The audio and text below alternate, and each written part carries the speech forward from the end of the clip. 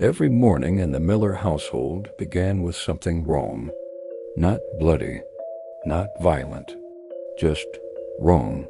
The kind of wrong that prickles at the back of your neck because you know it shouldn't be possible. The first morning, the cereal boxes were stacked into a tower that reached the ceiling.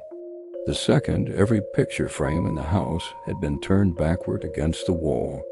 Then came the spoons bent into perfect spirals.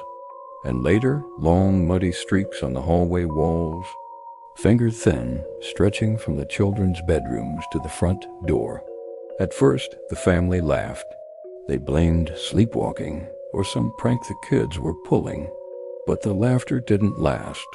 The patterns became more deliberate, the shapes more intricate, spirals and circles that looked less like accidents and more like messages. The parents tried everything. They locked doors. They hid toys. They set up cameras in every room.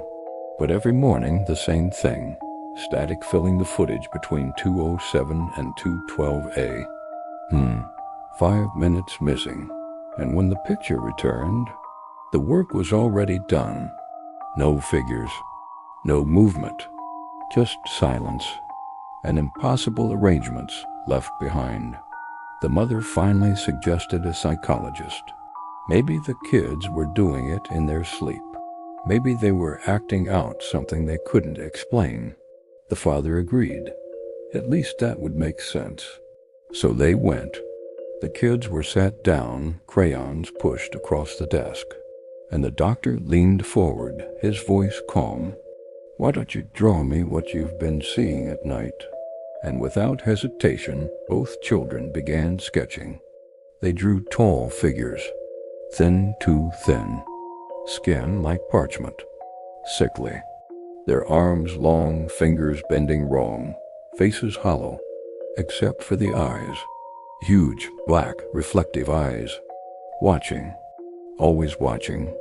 Around the figures they drew spirals, symbols, bent shapes. So it was the kids all along? The father asked, almost relieved. The psychologist shook his head slowly. Not exactly.